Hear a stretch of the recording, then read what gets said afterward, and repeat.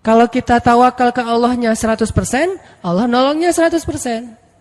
Dan ukuran persentase itu yang tahu cuma kita, karena di hati kita itu yang muncul. Ada satu titik keraguan, berarti kurang dari 100%. Keraguan itu memperlambat datangnya pertolongan dan keajaiban dari Allah. Makanya aku tergantung prasangka hambaku kepadaku. Kenapa ada orang di zaman dulu tuh kayak dapat karomah, keajaiban-keajaiban dalam hidupnya. Kayak nggak mungkin terjadi secara logika dan ilmiah. Karena memang dia yakinnya ke Allah itu 100%. Apakah kalau kayak gitu kita nggak perlu ikhtiar? Perlu, tapi ikhtiar nggak ada hubungannya dengan keyakinan. Ikhtiar itu hubungannya dengan kewajiban. Allah yang suruh ikhtiar, tapi yakin berhasil apa enggak, itu urusan yang kedua, urusan hati antara kita dengan Allah Subhanahu wa taala. Kayak kita minum obat. Tentunya kita harus beli obat yang paling bagus, dokter yang paling recommended, yang spesialis. Oke, itu ikhtiar. Tapi kalau sampai hati kita terlibat dengan ikhtiar itu, meyakini bahwa kalau ini pasti sembuh, kalau ini kayaknya nggak ada harapan, soalnya dokter juga nggak ahli, berarti hati kita sudah terpaut dengan makhluk dan berarti sudah berkurang yakinnya kepada Allah. Saat itu kita tidak akan melihat keajaiban. Yang terjadi dalam hidup kita saat itu apa? Hal-hal yang ilmiah.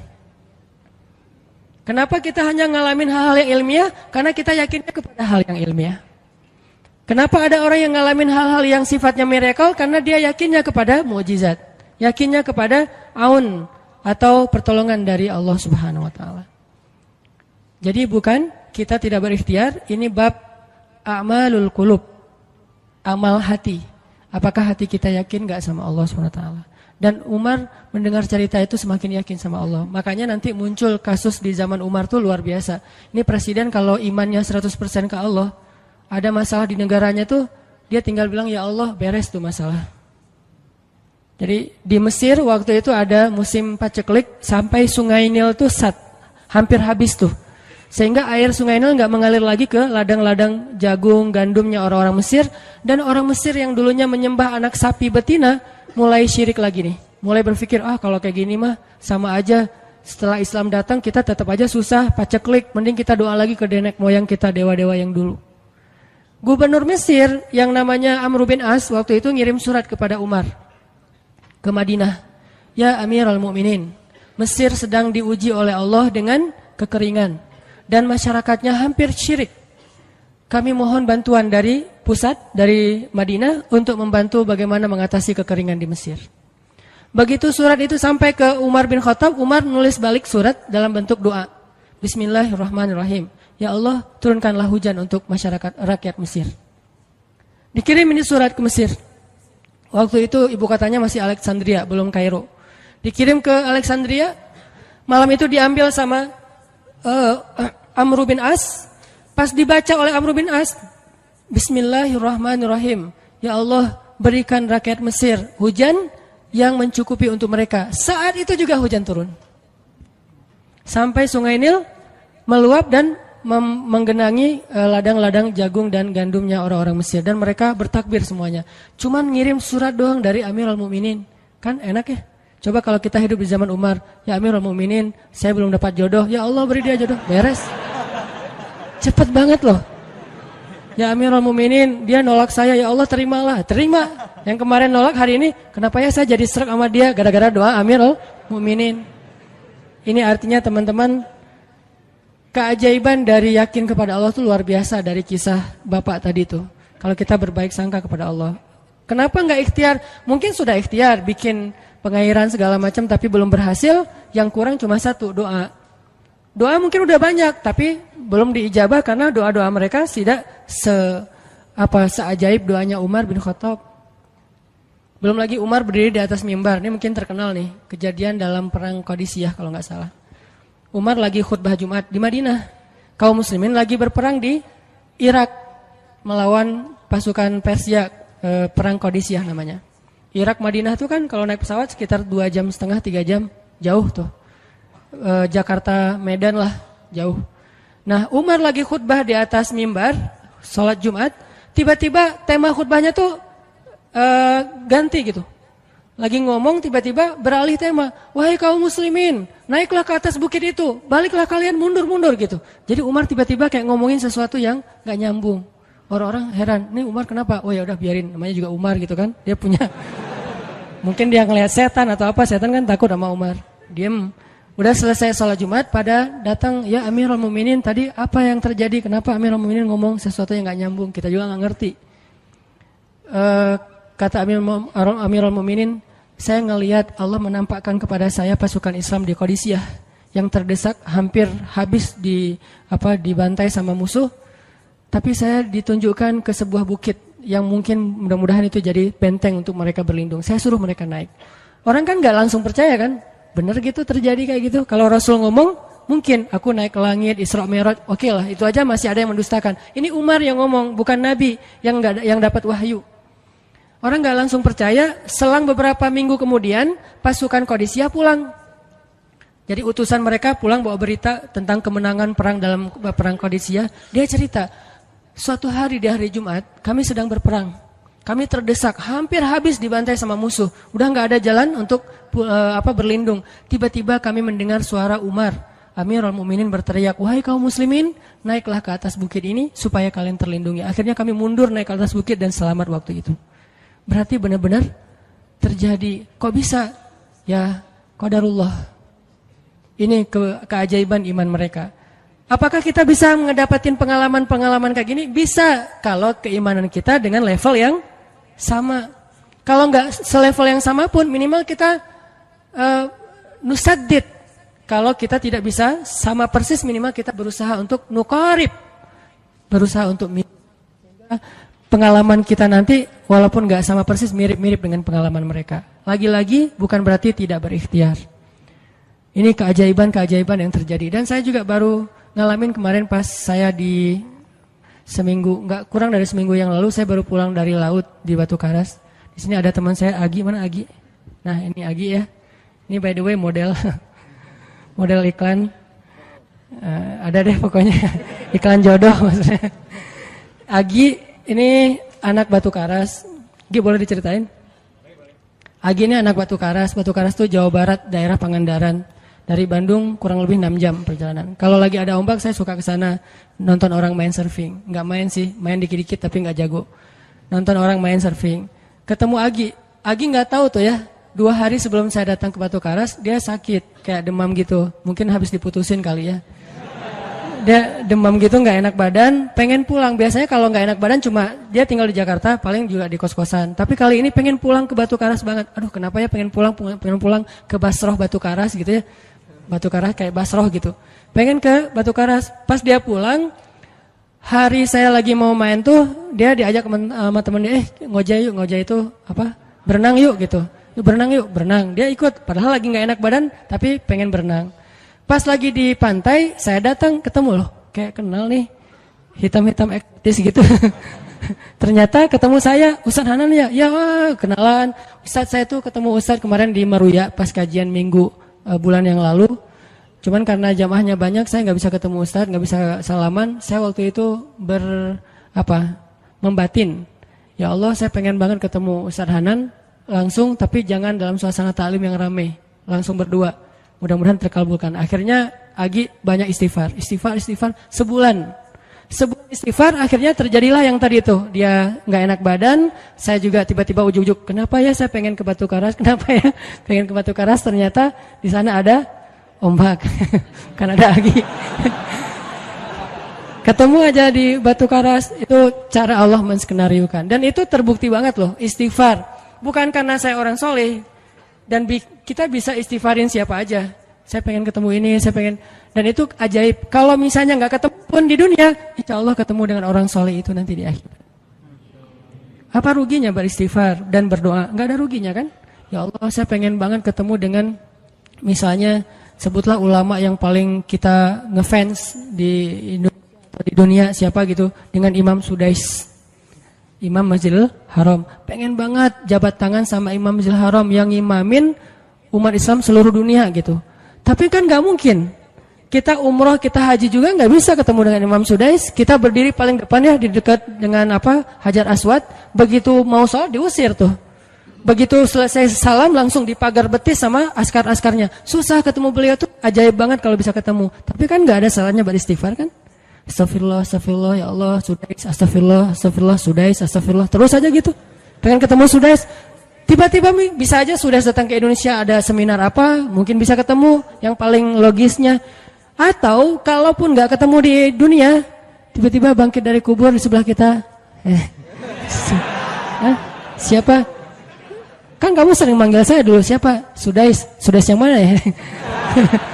Imam Masjidil Haram, Masya Allah, Syekh gitu.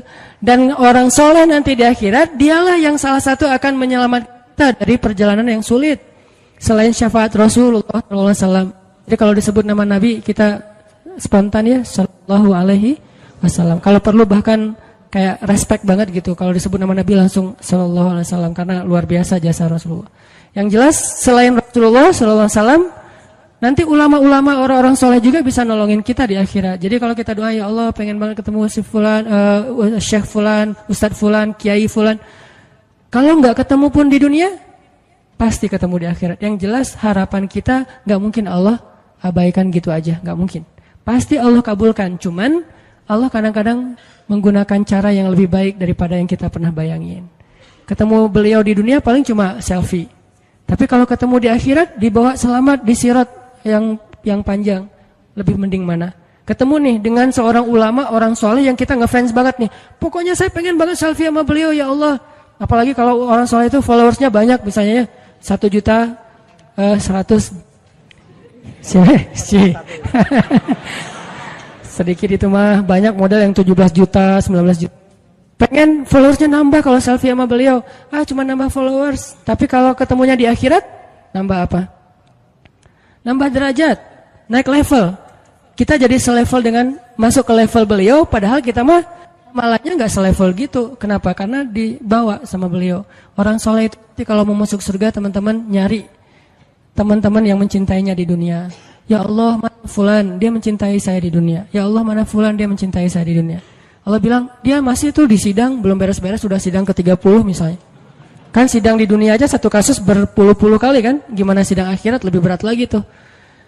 Ya Allah, tolonglah dia, selamatkan dia karena saya mencintainya selama di dunia karena engkau. Akhirnya orang-orang soleh pada balik lagi. Dari surga balik lagi ke padang mahsyar. Demi ngapain? Demi menyelamatkan orang-orang yang mencintai mereka semasa di dunia. Datang ke padang mahsyar, cari ke bagian informasi. Tolong dong yang namanya ini gitu, panggilin. Perhatian-perhatian, Hanan At-Taki dipanggil sama Syekh siapa gitu. Saya dipanggil, datang aja. Mas, saya yang dipanggil, benar Hanan At-Taki? Ya, mana coba buktinya? Aduh, saya lupa bawa kartu nama. KTP misalnya. Udah pasti tahu lah ya malaikat sama kita. Udah, masuk aja. Tuh ada yang nungguin di business lounge gitu. Jadi ada VIP lounge-nya gitu kan. Oh, saya boleh masuk VIP lounge-nya, masuk ke VIP lounge. Udah sampai di sana udah ada makanan segala macam, mereka lagi duduk. Kayak asa kenal nih, siapa ya? Dekat Hanan ya? Ya, wah kita sering ketemu dalam doa. Wah, akhirnya pelukan. Ada apa, Syekh? Yuk ikut saya ke surga, kan enak banget kan? Terus sidang saya gimana? Udah beres, diberes sama teman-teman saya di sana. Saya banyak teman di dalam gitu. Saya banyak. Beres kan? Di dunia aja bisa gitu, masa di akhirat gak bisa? Tapi dengan seizin Allah dan Allah ridho dengan kebaikan-kebaikan itu. Jadi gak ada sia-sianya juga kita. Kan dulu saya pernah cerita yang Imam Ahmad bin Hambal kan, yang pengen banget ke Basrah, dan itu ternyata terjadi juga sama Agi. Dan terjadi juga sama salah seorang driver ojek online di Bandung. Baru 2 bulan yang lalu kejadiannya. Saya lagi datang ke markasnya Pemuda Hijrah, kita sering ada kayak rapat gitu di kantor. Markas kita namanya Masjid Al-Latif di dekat Gedung Sate. Datang dari pagi rapat sampai sore. Dan saya pakai baju main biasa, bukan pakai baju taklim. Sebetulnya sama aja sih. Nah, waktu itu sholat zuhur di Masjid Al-Latif, saya ngimamin sama asar. Habis asar pulang. Karena nggak nyetir sendiri, saya pakai online, saya order nih. Order, pakai ojek, ada yang ngambil. Drivernya ngambil, datang, jemput, pulang. Kemana? Ke Cimahi, pulang. Di tengah jalan dia nanya, Mas sering sholat di Masjid Al-Latif itu ya? Saya bilang, ya lumayan, saya bilang. Iya itu masjid rame banget, anak-anak muda pada numplak di situ taklim. Siapa sih itu, ada imam muda, bagus suaranya gitu. Ntar jangan GR dulu. Muzammil, oh iya Muzammil, ya bagus tuh. Tadi udah GR, ternyata salah. Oh, Muzamil, benar-benar Muzamil tuh suaranya bagus banget ya, anak ITB kan? Ya, anak ITB ya. Kalau Mas di situ sering ngimamin juga? Ya, sesekali sih saya bilang. Dia mulai curiga gitu. Suka ikut taklim juga di sana? Ya, kadang-kadang saya bilang. Kenal sama Muzamil? Ya lumayan, padahal murid sendiri kan. Lumayan saya bilang. Oh, Mas kayak nggak asing nih. Mas tadi ngimamin sholat zuhur bukan? Ya, saya bilang. Mulai curiga kan dia. Mas namanya siapa sih Mas? Hanan, saya bilang. Hanan? Hanan yang mana nih? Ya.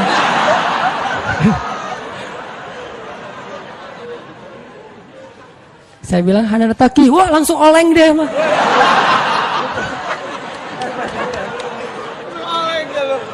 Oh, Mas biasa aja Mas biasa aja gitu. Ini benar Ustaz Hanan Taki, benar. Masya Allah, ya Allah, udah gitu kayak terharu gitu, heboh, semua orang pada ngelihat lampu merah lah gitu ya, pada ngelihat semuanya. Saya langsung pakai masker, gitu. Ustadz tahu nggak Ustadz, saya sebulan ini istighfar terus habis dengerin cerita Imam Ahmad bin Hambal yang ke Basrah, saya istighfar, ya Allah pengen banget ketemu Ustadz Hanan, tapi jangan ditaklim berdua, jadi bisa curhat-curhatan gitu. Ternyata Allah bikin skenario, saya order ojek online, dia ngambil, jadi ngobrol di jalan sampai ke rumah, akhirnya bertamu nggak pulang-pulang. Wah ini luar biasa cara Allah. Dan wallahi teman-teman, dan itu terjadi. Jadi udah 2 kasus nih yang saya alamin ya. Satu lagi yang ojek online tadi, dan dua-duanya hajatnya sebulan Allah kabulkan. Jadi kalau ketemu saya aja sebulan gampang, masa ketemu jodoh bertahun-tahun gak dapat ya? Gimana nih? Istighfarnya gimana nih? Ini terutama buat cewek-cewek nih. Kalau cewek-cewek kan gak bisa nyari. Masa cewek kayak kepo gitu kan gak mungkin. Pura-pura follow, nge-like. Kok dia nge-like terus yang first like lah gitu. Gak mungkin kan. Cewek kan agak-agak jaim. Ya udah istighfar aja deh. Banyak-banyak istighfar. Tiba-tiba ada yang kesandung jatuh di depan cewek. HP-nya jatuh. Dia pergi, HP-nya nomornya.